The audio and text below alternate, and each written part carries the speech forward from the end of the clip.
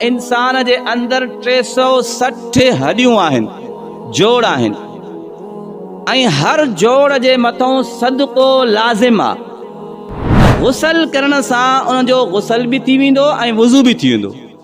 छो त जॾहिं वॾी नापाकी ख़तम थी वई, वॾी तहारत हासिल कई वे, त नंढी तहारत ऑटोमेटिक उन में शामिल थी वेंदी। हंध साफ़ करण जे लाइ मिसवाक करणु सुन्नत आहे, जंहिंजी मोटाई आंगुर जे बराबरि हुजे, जंहिंजी लंबाई गिराठ जे बराबरि हुजे।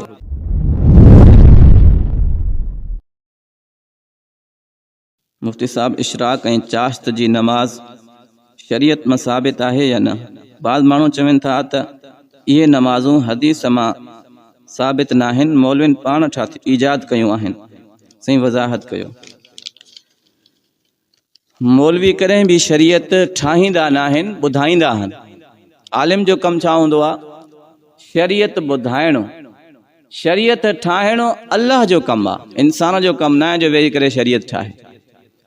बाक़ी जेकी नमाज़ आहे, इशराक जी नमाज़ ऐं चाश्त जी नमाज़, इहा शरीयत मां साबित आहे, नबी अलैहिस्सलातु वस्सलाम जी हदीस पाक मां साबित आहे। जॾहिं सिज उभरंदो आहे, सिज उभरण खां वठी ज़वाल जे वक़्त ताईं, सिज बिल्कुलु मथो अची वेंदो आहे, इनखे ज़वाल जो टाइम चइबो आहे। तक़रीबन इहो 6 कलाकनि जो फ़ासिलो आहे। इन 6 कलाकनि जे अंदरि इशराक जी नमाज़ बि ईंदी आहे ऐं चाश्त जी नमाज़ बि ईंदी आहे। फ़र्क़ु ॿिन्हिनि में इहो आहे त इशराक जी नमाज़ अव्वल वक़्त में पढ़बी आहे ऐं चाश्त वारी इन समूरे टाइम मंझां कहिड़े बि वक़्त पढ़ो। हदीस पाक में इहा शइ काथे आहे? हज़रत अनस रज़ी अल्लाह ताला अन्हु सहाबी, जंहिं नबी अलैहिस्सलातु वस्सलाम जी काफ़ी अरसो ख़िदमत कई, उहो रिवायत तो करे त नबी साईं फरमायो, जंहिं शख़्स फजर जी नमाज़ जमात सां पढ़ी, उन खां बाद उन जगह ते वेठो रहियो, ज़िक्र कंदो रहियो ऐं सिज उभरी आयो, सिज उभरण खां बाद उन शख़्स 2 रकात नफ़िल नमाज पढ़ी, त नबी साईं फरमायो उन शख़्स के हज ऐं उम्र जो सवाब मिलंदो। सुबुह जी नमाज खां वठी सिज उभरण ताईं अल्लाह जे ज़िक्र में वेहणो, सिज उभरण खां बाद 2 रकात नफ़िल नमाज पढ़णो, हज ऐं उम्र जे बराबरि सवाब। ऐं हिकिड़ी रिवायत में अचे थो त जेको मुसलमान इहो अमल करे थो, उन जी ज़िंदगी जा समूरा गुनाह माफ़ थींदा, चाहे उन जा गुनाह समुंड जी झग जे बराबरि छो न हुजनि। हज़रत अबू हुरैरा जी रिवायत। ऐं हज़रत अबू ज़र ग़फ़ारी रज़ी अल्लाह ताला अन्हु सहाबी, उहो हिकिड़ी रिवायत करे थो त नबी साईं फरमायो, इंसान जे अंदर 360 हॾियूं आहिनि, जोड़ आहिनि, ऐं हर जोड़ जे मथां सदको लाज़िम आहे। ऐं जॾहिं बानो सलातु ज़ुहा यानी चाश्त जी नमाज, इनखे सलातु ज़ुहा चइबो आहे, जेको माण्हू चाश्त जी नमाज पढ़ंदो आहे, नबी साईं फरमायो, इहे 2 रकात हर हॾी जे बदिले सदको अदा थी वेंदो आहे। 360 हॾियूं ऐं 2 रकात नमाज पढ़ण सां हर हॾी जे बदिले, हर जोड़ जे बदिले सदके जो सवाब।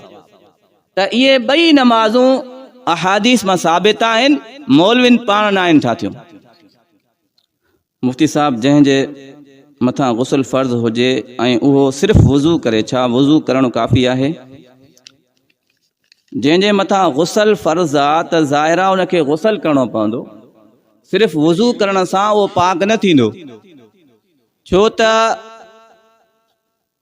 जनाबत जी हालत जेकी आहे, इहा वॾी नापाकी आहे। ऐं जंहिं शख़्स जे मथां सिर्फ़ु वुज़ू फ़र्ज़ आहे, वुज़ू टुटी वियो आहे ऐं उन गुस्ल कयो आहे, त गुस्ल करण सां उन जो गुस्ल बि थी वेंदो ऐं वुज़ू बि थी वेंदो। छो त जॾहिं वॾी नापाकी ख़तम थी वई, वॾी तहारत हासिल कई वे, त नंढी तहारत ऑटोमेटिक उन में शामिल थी वेंदी। अलहदा पाणी ज़ाया करण जी ज़रूरत न आहे, पर गुस्ल फ़र्ज़ हुजण जी सूरत में सिर्फ़ु वुज़ू सां कमु न हलंदो, गुस्ल करणो पवंदो। मुफ्ती साहब, कहिड़े वण जो ॾंदणु हणणु सही आहे?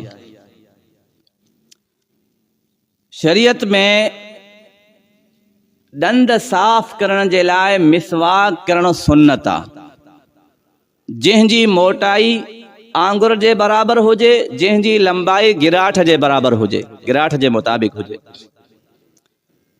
ऐं ज़ैतून जो हुजे ॾंदणो, निम जो हुजे, या को बि अहिड़ो वण हुजे जंहिं वण में ॾंद साफ़ करण जी सलाहियत मौजूदु आहे, उन वण जे लाम सां ॾंदणु ठाहिणु ऐं उहो इस्तेमालु करणु इहो जाइज़ आहे ऐं उन सां सुन्नत बि अदा थी वेंदी। मुफ़्ती साहब, घणा माण्हू फ़र्ज़ नमाज़ पढ़ी हलिया वेंदा आहिनि, सुन्नतूं नथा पढ़नि, छा इहो सही आहे? जुमे जी नमाज़ या ज़ुहर जी नमाज़ आहे, मग़रिब जी नमाज़ आहे, इशा जी नमाज़ आहे, इन जूं जेकियूं सुन्नतूं आहिनि इहे सुन्नत मुअक्कदा आहिनि, यानी इहे पढ़णियूं आहिनि, छॾणियूं न आहिनि। हिकु सुन्नत हूंदी आहे जंहिंजी हैसियत नफ़िल जे बराबरि आहे, पढ़ंदो सवाब, न पढ़ंदो त गुनाह न आहे। पर जेकी जुमे जी सुन्नत आहे या ज़ुहर जी आहे या मग़रिब जी आहे या इशा जी आहे, इहे सुन्नतूं पढ़णियूं आहिनि बग़ैर कंहिं शरई उज़र जे, छॾणु गुनाह आहे। जंहिं माण्हू जी आदत बणिजी वञे सुन्नतूं छॾण जी, उहो गुनाहगार आहे। त जुमे जी नमाज़ में बि अक्सर माण्हू फ़र्ज़ नमाज़ पढ़ी उन्हनि खे जल्दी हूंदी आहे मस्जिद खां, अल्लाह जे घर खां फ़ारिग़ थियण जी, त जल्दी निकिरूं, त इहा शइ ग़लति आहे। हिकिड़ी शइ तव्हां आलिमनि खां ॿुधी हूंदी त फ़र्ज़ मस्जिद में पढ़जे, सुन्नतूं घर में पढ़जनि, त इहा फ़ज़ीलत वारी शइ आहे, छो त घर खे क़ब्रिस्तान न बणाइजे। घर में माण्हू क़ुर बि पढ़े, नमाज़ बि पढ़े, पर जेके माण्हू हितों तकड़ में निकिरनि था उहे घर में सुन्नतूं कान पढ़ंदा हूंदा। इन करे मस्जिद अल्लाह जो घर आहे, इन में माण्हू सुन्नतूं पढ़े। घर में वञी हज़ारे कम आहिनि, पोइ माण्हू सुन्नतनि खां बि हथ कढी वेंदो। हा, जेको पाबंद आहे त मां घर में वञी सुन्नतूं पढ़ां थो त उहो भलिया पढ़े। बाक़ी जंहिंखे यकीन आहे मां घर वेंदुसि त ॿारनि बच्चनि जो माहौल आहे, कमकार जो माहौल आहे, उते फ़र्ज़ ई नथो पढ़ां त सुन्नतूं कान पढ़ंदुसि, त अहिड़े शख़्स जे लाइ ज़रूरी आहे त मस्जिद में सुन्नतूं पढ़ी पोइ मस्जिद खां ॿाहिरि निकिरे। अल्लाह से सम्झण जी तौफ़ीक़।